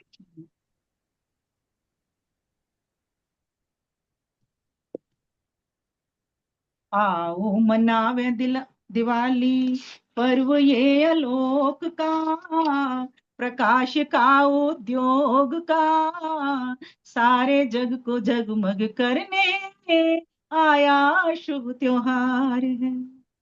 आओ मनावे दिवाली पर्व ये आलोक का, प्रकाश का उद्योग का, सारे जग को जगमग करने आया शुभ त्योहार। बन करके दिया बाती सारा अंधकार मिटाएंगे, बन करके दिया बाती सारा अंधकार मिटाएंगे, रह पाए अंधेरा नहीं दीप से दीप जलाएंगे, रह पाए अंधेरा नहीं दीप से दीप जलाएंगे। बाती घृत स्नेह भर कर, बाती घृत स्नेह भर कर, जलेंगे हर घर द्वार है, जलेंगे हर घर द्वार है, सारे जग को जगमग करने आया शुभ त्योहार है। आओ मनावे दिवाली पर्व ये आलोक का, प्रकाश का उद्योग का, सारे जग को जगमग करने आया शुभ त्योहार। रह पाए निशा नहीं उषा तब तक फैलाएंगे, पंक्तियों पर ध्यान देंगे। रह पाए निशान नहीं उषा तब तक फैलाएंगे, अपने सारे भाइयों बहनों को गले लगाएंगे, अपने सारे भाइयों बहनों को गले लगाएंगे। रह न पाए कोई वंचित, रह न पाए कोई वंचित, शोषित यहाँ परिवार है, शोषित यहाँ परिवार है, सारे जग को जगमग करने आया शुभ त्योहार। आओ मनावे दिवाली पर्व ये आलोक का, प्रकाश का उद्योग का, सारे जग को जगमग करने आया शुभ त्योहार। आगे देखिए कितना मस्त। लेकर के शरण प्रभु वेद की बीन बजाएंगे, लेकर के शरण प्रभु वेद की बीन बजाएंगे, शुद्ध ज्ञान कर्म भक्ति से हर एक दिल को रिझाएंगे, शुद्ध ज्ञान कर्म भक्ति से हर एक दिल को रिझाएंगे। विमल अब की बार पक्का, विमल अब की बार पक्का, वो व्रत सफल हमार है, व्रत सफल हमार है, सारे जग को जगमग करने आया शुभ त्योहार है। आओ मनावे दिवाली पर्व ये आलोक का, प्रकाश का उद्योग का, सारे जग को जगमग करने आया शुभ त्योहार है। आप बधाई देती हूँ। सुख शांति रहे सदैव यही शुभ कामना है सबको, सुख शांति रहे सदैव यही शुभ कामना है सबको, हो जावे भोर जीवन बधाइयां लख लख हो सबको, हो जावे भोर जीवन बधाइयां लख लख हो सबको। ज्योति रूप उस ईश्वर को, ज्योति रूप उस ईश्वर को सबका नमस्कार है, सबका नमस्कार है, सारे जग को जगमग करने आया शुभ त्योहार है। आओ मनावे दिवाली पर्व ये आलोक का, प्रकाश का उद्योग का, सारे जग को जगमग करने आया शुभ त्योहार, आया शुभ त्योहार, आया शुभ त्योहार। इसलिए इस त्योहार को खूब धूमधाम से मनाओ। हर घर में जो मैंने 5 संदेश दिए वे हर घर में पहुंचने चाहिए, और वे संदेश सबके जीवन में फॉलो हो, अनुकरणीय हो, ऐसा मैं सभी के लिए परमात्मा से प्रार्थना करती हूँ कि हमारा जीवन जब ऐसा प्रकाशित हो जाएगा, वेद की एक एक चीज से भर जाएगा, तो सोचो अपने आप ही चैन की बंसी बज जाएगी। लेकिन आना तो हमको वेद पर ही पड़ेगा। वेद में कहा है किसके सामने से क्या क्या आहुति दें, जैसा मैंने अभी आपको बताया मंत्र पढ़ करके, वहां लिखा है मासाष्टमे तिलाष्टमे मुदगाष्टमे, अर्थात उड़द की दाल, गेहूं, मसूर की दाल, चावल, साठी के चावल, बासमती चावल, हर प्रकार की दालें, गेहूं आदि, चना आदि, पटेरा चना आदि, इनका वर्णन मंत्रों में मिल रहा है। सोचो इनके द्वारा बृहद यज्ञ हम करें। इसलिए आपने देखा होगा दीपावली वाले दिन सुबह के समय पर भी अपना नया अन्न ला करके, और इन दिनों आपने देखा होगा एक चीज और है, पपड़ी बनाते हैं लोग घरों में, जिसको कहते हैं माता पूजना। वो माता पूजना क्या है? अब वहां भी विकृति आ गई, लेकिन माता पूजना जगत जननी माता, उसी को तो उसी की तो पूजा करनी है। और उसकी पूजा कैसे होगी, उसका सत्कार कैसे होगा? जब उसके बच्चों का सत्कार होगा। उसकी प्रजा कौन सी है? प्रकृष्ट जायते, जड़ चेतन दोनों प्रजाएं उसकी। तो जड़ चेतन को आहुति कैसे पहुंचेगी? मात्र एक ही माध्यम, यज्ञ के द्वारा। तो जगत जननी महामाई के पास आहुति पहुंचे तो सबसे पहले अग्नि में अग्निदेव को आहुति चढ़ा दे, और जितनी भी आपने पपड़ी या जो कुछ बनाया है घर पर सामान, उसका खूब वितरण कर देना, त्याग पूर्वक भोग करना। फिर देखना जीवन में आनंद ही आनंद, आनंद ही। तो इस संदेश को हम जाने ये पर्व वास्तव में हम सबको एक करने के लिए आते हैं और अपना अपना कर्तव्य समझाने के लिए आते हैं। जीवन में हमारा किसके साथ कैसा व्यवहार हो, कैसे हम चलें, कौन से विधान का पालन करें, ईश्वर की आज्ञा को कैसे मान करके बढ़ें, कैसे जीवन में सबके में प्रकाश होगा, ये सारे संदेश देने के लिए आया। इन्हीं शब्दों के साथ मैं अपनी वाणी को विराम करती हूँ। मुझे लगा रहा है समय तो बहुत ज्यादा हो गया है। आप सभी का बहुत बहुत धन्यवाद। लखन भैया जी, आपको बहुत बहुत धन्यवाद। नमस्ते। और बहुत ही सार गर्भित और विषय चल रहा है इस समय, दीपावली हम सब लोग मना रहे हैं। और विमल विदेही जी की जो एक खास बात है कि जो भी श्रोता होते हैं उनको अपने से बांध लेती है। यहाँ जितने लोग हैं, कोई किसी को कोई अगर इमरजेंसी कोई काम भी होगा तब भी वो वहां से हटा लेंगे। उसको लग रहा था पता नहीं कौन हमारी माता जी जैसी हमें खाना लेने गई और आपकी आवाज सुनी, बोले ये तो बेबिन्नू है जो अपने से आई थी, हमने हो जे बेबिन्नू आए। ये आपका प्यार है भैया। बोले जो है बहुत अच्छा बोल रही, जब बर्तन पे आप बोल रही थी तो सारे लोग जो है सुनते हैं। और आज काफी समय के बाद आपका आना हुआ, हम सबको बहुत अच्छा लगा। और आज देख करके जो ऑपरेशन के समय पे जो अ, शरीर में थोड़ी सी क्षति हुई थी, आज वो क्षति हमारी बहन की दूर हो गई है। और हमें वही लग रहा है कि जो पहले थी हमारी विमल विदेही फिर से उसी रूप में आ गई है। ईश्वर इसी प्रकार से आपको स्वस्थ बनाए रखे। और जो वेद प्रचार के लिए आनंद आप दोनों हमारे भाई साहब भी, राष्ट्र कल्याण के लिए विनोद बंसल जी, आप लोग आए दिन देखते होंगे राष्ट्रीय न्यूज चैनल पर धर्म सनातन संस्कृति के प्रति कितनी डिबेट करते, कितनी बहस करते हैं। और हमारी दीदी का तो कहने क्या है, विमल विदेही जी का पूरा जीवन इसी के लिए समर्पित कर दिया है। तो मैं पुनः आपका आभार व्यक्त करता हूँ और आगे अपेक्षा करूंगा बहुत जल्दी आप फिर से हमें समय देंगी, ऐसी मैं आपसे निवेदन करूंगा। आइए डॉक्टर व्यासनंदन शास्त्री जी।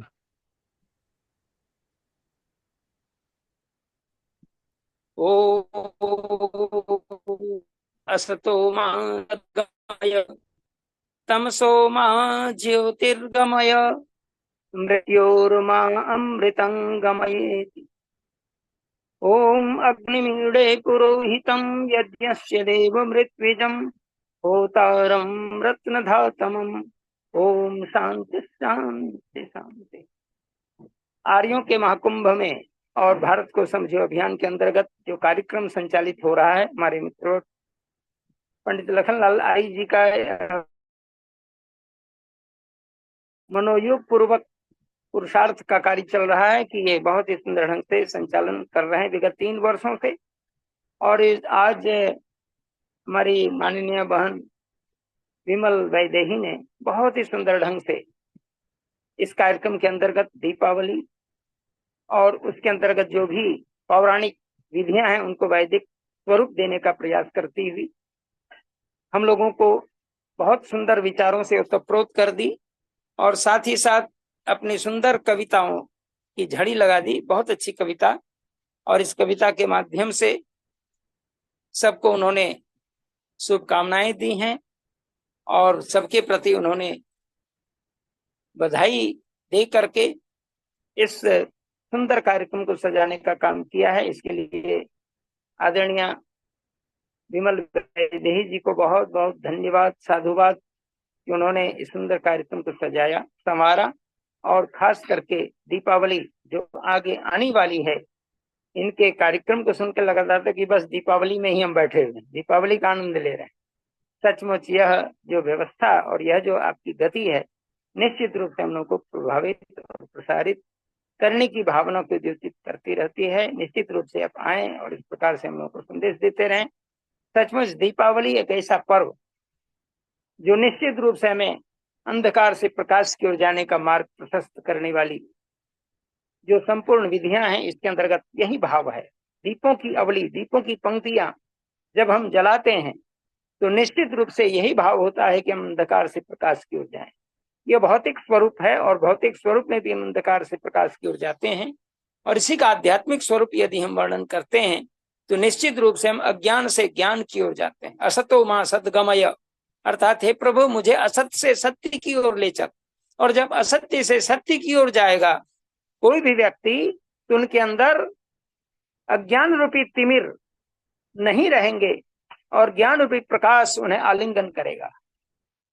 और इसीलिए महर्षि देव दयानंद जी ने इस पवित्र दिन को निर्वाण का दिन समझ करके ही अपने प्राण त्यागे, प्रसन्नता पूर्वक सबको बुलाए और आर्यों के इस सुंदर पर्व को उन्होंने ऋषि निर्वाण पर्व के रूप में हमें संदेश दे गए। सचमुच ऐसे महान ऋषि इस पवित्र दिन को शुभ दिन मानकर, जबकि बहुत सारे पौराणिक जो मुनिजन हैं उनका कहना है कि दीपावली में शरीर का त्याग करना, अर्थात अमावस्या में जो शरीर त्याग करता है उसको उत्तम गति की प्राप्ति नहीं होती। लेकिन महर्षि दयानंद ने इसका जोरदार खंडन किया और कहा कि नहीं नहीं, ऐसी बात नहीं है। जो शरीर के अंदर जो प्रकाश है, जो हमारी सात्विक विचारधारा है, उस समय जो व्यक्ति अपने प्राण का निछावर करता है देश हित के लिए, और उस प्राण को जब वह प्रेरित कर दे, हटा देता है, अलग कर देता है प्रसन्नता के साथ, तो यह शुभ दिन हम लोगों के लिए घटित हो जाता है। निश्चित रूप से उन्होंने अमरत्व की प्राप्ति कर ली। उन्होंने इस अंधकार को भी जाते जाते तोड़ दिया कि जो अंधकार पौराणिकों के अंदर था कि अमावस्या को शरीर छोड़ेंगे तो हमें नरक में स्थान मिलेगा, और हम यदि शुक्ल पक्ष में या पूर्णिमा में छोड़ेंगे तो हमें जो है बहुत बड़ा स्वर्ग मिलेगा। महर्षि दयानंद अंतिम तक इस पाखंड को हटा करके ही दम तोड़े। और उन्होंने देखा, पूछा भी कि आज कौन दिन है? कहा बस दीपावली का दिन है। सब लोग, समय क्या है? तो सायंकाल का समय है। कहा कि बहुत अच्छा मुहूर्त चल रहा है, बहुत अच्छा दिन है। और उन्होंने सबको पीछे कर दिया और कहा कि बस ओम का जाप करते हुए, हे ईश्वर तूने अच्छी लीला की। प्राणायाम की विधि से उन्होंने प्राण निकाले और हंसते हंसते के सामने इस भौतिक चोला को अलग कर दिया और वे मुक्त हो गए, इस बंधन से मुक्त हो गए। और निश्चित रूप से आर्यों का महाकुंभ के रूप में आज की दीपावली उस महर्षि देव दयानंद की दीपावली को याद कर रहा है। और महर्षि देव दयानंद महर्षि निर्वाण दिवस के रूप में हम आर्यजन मना करके इस भावना से जुड़ जाते हैं। हम दीपावली भी मनाते हैं, दीपों की अवली भी सजाते हैं और प्रसन्नता के साथ अंधकार से प्रकाश की ओर भी जाते हैं। साथ ही साथ उस महर्षि देव दयानंद के उस कार्य को करने के लिए जो अज्ञान से प्रकाश की ओर जाने का कार्य था, अंधकार से प्रकाश की ओर जाने वाला कार्य था, अज्ञान से ज्ञान की ओर जाने वाला कार्य था, वेदों को लौटने के लिए उन्होंने जो आह्वान किया था, जो वेद का अर्थ ही होता है साधन से ज्ञान, और ज्ञान की प्राप्ति अर्थात प्रकाश की प्राप्ति का पर्व, निश्चित रूप से उन्होंने इस दिन को शुभ मान करके ही प्राण अपने शरीर से निकाले। और उन्होंने ये प्राण निकालते ही ईश्वर तूने अच्छी लीला की, तेरी इच्छा पूर्ण हो की सुंदर प्रस्तुति की और दुनिया वालों को दिखा दिया, अपने भक्तों को दिखा दिया। बहुत बहुत आभार। प्रकाश का जो मार्ग है, जीवन का सात्विक मार्ग है, उस सात्विक मार्ग में हम आगे चलते हैं तो निश्चित रूप से हमारी उत्तम गति की प्राप्ति होगी। इन्हीं शब्दों के साथ हम जहाँ दीपावली मनाते हैं, हम आर्यजन महर्षि का निर्वाण दिवस को भी याद करके उनको भी संदेश देते हैं। उनके बताए मार्ग पर चलने का पूर्ण उद्घोष करते हुए अज्ञानता रूपी अंधकार से दूर हट करके प्रकाश रूपी ज्ञान की ओर प्रवेश कर जाते हैं। और यही हमारी आंतरिक दीपावली भी है और बाहर की दीपावली दीपों की अवली वो भी है। और अनेक पौराणिक जो मान्यता है उनको भी उन्होंने सनातन पद्धति, जो वेद की पद्धति, यज्ञ की पद्धति है, इसको उन्होंने जोड़ा। इसके लिए बहुत बहुत धन्यवाद, बहुत बहुत साधुवाद। ओम शांति शांति शांति। बहुत बहुत आभार डॉक्टर व्यासचंद्र शास्त्री जी। हमारी बहन जुड़ी हुई है अमेरिका से, नीलम जी। नीलम जी अभी अच्छा, वो अगर तो उनका वो माइक लेफ्ट हो गया, फिर से जुड़ जाएंगे वो। नीलमा देवी जी, नमस्ते जी। आइए निर्मला जी आइए। आज बताइए कैसा लगा आपको? बहुत ही बढ़िया। ये तो हमेशा इनके तो मैं वैसे भी वैदिक संध्या उस पर पाठशाला भी बहुत सुने। ये तो बिल्कुल बहुत ही अच्छा वो करती हैं हर एक सब्जेक्ट पे। कभी भी बहुत कॉन्फिडेंस है इनमें। बहुत रोहतक स्वामी शांतानंद के यहाँ भी मैंने बहुत बार सुना है इनका। तो बहुत ही बढ़िया। आज का भी उद्बोधन बहुत ही बढ़िया रहा। आप ऐसे ऐसे कलाकारों को लाते रहिए और हमारा भी उत्साह, हमें भी बहुत कुछ सीखने को मिलता है। हाँ, लखनलाल जी और ये अपने जो है शास्त्री जी तो बताते ही हैं इतनी अच्छी अच्छी बातें। इनकी तो कल भी इन्होंने अपने जीवन के बारे में जो बताया, हमें भी प्रेरणा मिली, हमें भी ऐसे कर्म। माता जी कहाँ से जुड़े हैं आप? कहाँ से जुड़े हैं माता जी? मैं तो अभी एट प्रेजेंट स्विट्जरलैंड में हूँ। अच्छा अच्छा हाँ जी, अभी मैं स्विट्जरलैंड में, वैसे गुड़गांव थी, गुड़गांव। अच्छा अच्छा। हाँ, स्विट्जरलैंड से जुड़ी हूँ। अभी बच्चे मेरे बाहर हैं दोनों, तो इसलिए बच्चों के पास आती हूँ। तो इसलिए यहाँ से ही जुड़ती हूँ। सिर्फ इंटरनेट बहुत का यही बढ़िया। तो फायदा है कि कहीं से सुन लो। और लखनलाल जी ने हमें जोड़ लिया, अब इसका बहुत मुझे फायदा हो रहा है। अरे दा- सबको लाभ पहुंचा रहे हैं लखन हाँ, भैया तो। आज देखो भाभी कोई नहीं दिखाई उन्हें। बिना छुट्टी किए, और कितना कितना समर्पण की भावना इनके अंदर है। ऐसे ऐसे विद्वानों को आपकी बुलाते हैं। आपकी बहुत भाभी ने ही आज मीटिंग शुरू की थी। बहुत धन्यवाद। भाभी कहाँ है? भाभी? ऊपर छत पे ऊपर जो है उन्हीं ने आज मीटिंग स्टार्ट की थी आपकी। अच्छा जी, क्या बात है, सब ट्रेंड कर दिए आपने तो। बिल्कुल, मैं तो लेट आया था। और बहुत अच्छा। उत्साह कर बहुत उत्साहित करते हैं ये। और हम्म। मैंने शा- उनको कह दिया कि अब आपको ही चलाना है, बच्चे चले गए बाहर तो आप चलाइए। नहीं, इनकी धन्यवाद। ऊर्जा बनी रहे ऐसे ही। बहुत अच्छा कार्य कर रहे हैं सच में। योगेश यादव जी हमारे धन्यवाद। बहुत अच्छे सहयोगी है। योगेश जी, योगेश यादव जी, बम्बई। योगेश यादव जी, चंद्रशेखर शर्मा जी, चंद्रशेखर शर्मा जी, योगेश यादव जी।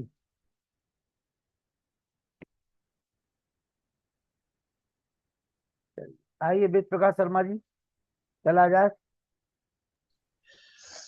बहुत ही सुंदर हमारी बहन हाँ जी, विदुषी नमस्ते जी, नमस्ते। डॉक्टर नमस्ते, आइए विमलेश। चंद्रशेखर शर्मा जी, आइए। हाँ नमस्ते साहब, नमस्ते। नमस्ते जी, आइए आइए। मैं ठीक हूँ, और समाचार मैंने आपको कर ही दिए थे। थोड़ा सा मेरे को अनुपस्थित रहना पड़ा। हाँ जी, हाँ जी, अब बिल्कुल। ठीक है ये तो। अ, और 2-3 दिन से फिर आपके साथ आ गया हूँ। बिल्कुल स्वागत है, स्वागत है। हाँ जी। आप तो हमारे साथ नहीं है, हम आपके साथ हैं जी। चलो ठीक है, ये आपकी बड़ी महानता है कि साहब आप जो है दूसरों को श्रेय देते हैं, और खुद ने सारा भार उठा रखा है। मैं तो आपको कहता ही हूँ लखन जी, है ना, शेष नाग का अवतार जिसने पृथ्वी का भार उठा रखा है। बिल्कुल। चलिए आप। और हाँ, ऐसे ही धर्म की स्थापना होगी। और आपके तप को नमन, वंदन, अभिनंदन। और हमेशा आपके ऋणी रहेंगे हम, जो आपसे जुड़ रहे हैं। कुछ न कुछ सीखने को मिल रहा है, लोगों को प्रेरणा मिलती है। अब रही बात यह कि लोगों को जोड़ने का हम बहुत मैसेज करते हैं, लेकिन वही बात है कि हम्म, अब आप मानो या नहीं मानो, तुलसीदास जी कह के गए हैं कि भाई इस घाट पे वही आता है जिस पे भगवान की कृपा होती है, ईश्वर की कृपा होती बिल्कुल सही कहा, बिल्कुल सही कहा। है। बिना ईश्वर की कृपा के ज्ञान और भक्ति या साधु संगत नहीं मिलता। आ, फिर भी हम फिर हफ्ते भर बाद फिर प्रयास करते हैं, 100 लोगों को मैसेज भेजते हैं, लेकिन ठीक है, कभी तो सुनेंगे। चलिए उसका रीजन हाँ बताती हूँ मैं। उसका रीजन बताती हूँ। भैया का फेसबुक खुला है, आधे लोग तो वहां देख रहे हैं। आधे लोग ट्विटर पे चले जाते होंगे, वहां पे उस पे यूट्यूब पे। और आधे लोग यहाँ जाते हैं। 3 भागों में डिवीजन हो गए हैं, मैं बता सकती हूँ इस बात को। लोग कम नहीं है। अगर यहाँ पर 30 लोग हैं तो फेसबुक पर 60 लोग देख रहे होंगे, पक्की बात बता रही अरे हूँ। फेसबुक को भी मैं देखता हूँ बहन जी, क्योंकि फेसबुक पे वो बताता है लाइव में कितने जुड़ रहे हैं, संख्या बता देता है वो। अच्छा, देख के आए अगर हो आप आप? देखें तो मुश्किल से 1 या 2 जुड़ते हैं उसमें। और फिर ये जो वीडियो जाते हैं ना बाद में, वो लोग, कुछ लोगों का ये भी है कि वो सुन लेते हैं बाद में। मैं इसको वीडियो को भेज देती हूँ, इसका वीडियो बना के। वीडियो वीडियो भी सुनते हैं और बाद में लोग बाग देखते रहते हाँ, तो ऐसे बट जाते हैं लोग। और दूसरी बात, दिवाली का भी टाइम चल रहा है, तो लोग परचेजिंग में लगे हैं। हैं। देखिए ऐसा है, जी एक बोलने वाला और एक सुनने वाला, दो लोग होते हैं 100%। नहीं, लाइव में ज्यादा जुड़े तो थोड़ा आनंद आता है, वक्ता को भी। हाँ भाई, इतने लोग, अगर संख्या ये दिखती बंद है ना। कर देना इसको, फेसबुक के इस लिंकों को इनको बंद कर देना ये, तो जुड़ेंगे लोग, पक्की बात बता रही हूँ मैं। फिर बाद में भले ही फेसबुक और उन पे चला दें। चलिए, नया प्रैक्टिकल भी करेंगे आगे, चिंता ना करें। हाँ, जो ऐसे करते हैं। जो भी होगा वो सब 10 तारीख के बाद होगा। अभी तक तो 7 तारीख तक तो हम इतने व्यस्त हैं। हाँ, सभी व्यस्त हैं, सबकी यहीं पे व्यस्तता है। अभी दीपावली का भी वो आ गया ना काम। नहीं, अपने यहाँ 3 तारीख से 7 तारीख तक 5 दिन का कार्यक्रम है राम कथा का। कहाँ पे? इसी चैनल पे रहेगा आपके हाँ, पे? महरौनी में अपने घर पर। अच्छा, महरौली में हो रहा है। वहां तो आना पड़ेगा। आइए आइए, स्वागत है। बेटी के पेपर है नहीं, उन दिनों, उसको उन दिनों पेपर है। मैं एक निवेदन करूं उसको, जब आप राम कथा करें तो उसकी ना वो लगा लें, वीडियो बना लें, है ना, अपने फोन में ही बना लो, और उसके बाद उसको यूट्यूब पे अपलोड कर दो। जी, ठीक है ना? करेंगे करेंगे करेंगे, कुछ ना कुछ करेंगे, चिंता हाँ, नहीं। क्योंकि मैंने भी जब कोरोना काल खत्म हुआ था तो यजुर्वेद पारायण कराया था, और ऐसे ही अपलोड कर दिया था। फिर शांति पाठ कर देंगे। वैसे तो लाइव ही करते थे उसको, फेसबुक पे तो लाइव ही करते थे कि भाई, हाँ, क्योंकि लोगों का आना जाना तो था नहीं। धन्यवाद चंद्रशेखर जी, बहुत बहुत धन्यवाद। हो हाँ, धन्यवाद आप हो- सबको, नमस्कार। होगी प्रसाद जी, आराधना जी, अभी अभी जुड़ी हैं दोनों लोग, उनका भी स्वागत है। जब आई तब आई, स्वागत है। आइए, वेद प्रकाश शर्मा जी शांति पाठ करें। हमारी विदुषी बहन डॉक्टर बिमलेश जी ने हम सबों के हृदयों को आलोकित कर दिया। उनके लिए साधुवाद, वंदन, अभिनंदन, और आपसे अपेक्षा रहेगी इसी तरह बीच बीच में हम लोगों को आलोकित करती रहेंगी। साथ ही हमारे डॉक्टर व्यास चंद्र शास्त्री जो सदैव ही हमको आलोकित लगातार है वो, करते रहते हैं। शास्त्री जी लगातार है आपके पास में। हाँ, तो उनका बहुत बहुत वंदन, अभिनंदन, स्वागत। शांति पाठ। ओम देव शांति अंतरिक्षम शांति पृथ्वी शांतिरापा शांति औषधया शांति वनस्पतया शांति विश्वे देवा शांति ब्रह्म शांति सर्वम शांति शांतिरेव शांति सामा शांतिरेधि। ओम शांति शांति शांति। ओम। जो बोले सो वह सत्य सनातन वैदिक धर्म की जय। ब्रजानंद की जय। महर्षि दयानंद की जय। पुरुषोत्तम श्री रामचंद्र की जय। जय श्री कृष्णचंद्र की जय। एक राम की जय। श्रद्धानंद की जय। स्वामी आत्मानंद की जय। हंसराज की जय। भारत माता की जय। गौ माता की रक्षा हो, पालन हो, आर्य समाज अमर रहे, एक ज्योति जलती रहे, ओम का झंडा ऊंचा रहे, आर्यों के महाकुंभ और भारत को समझो अभियान की जय। कड़वंतो विश्वम आर्यम प्रणव ध्वनि। ओम अभिवादन सबको सबको सादर नमस्ते जी। ओम सर्वेभ्यो नमः। सभी को सादर नमस्ते। संतोष सचान जी भी अभी अभी आ चुकी हैं, उनका भी स्वागत है। कल सब लोग, आप लोग समय से जुड़े। डॉक्टर व्यासचंद्र शास्त्री जी आपके बीच में रहेंगे। सभी को सादर नमस्ते, शुभ रात्रि। नमस्ते जी, सभी को शुभ रात्रि। नमस्ते विमलेश जी। नमस्ते जी, नमस्ते सभी को। बहुत बहुत आभार बहन बिमलेश जी का, और पुनः बहुत जल्दी वो आपके बीच में होंगी।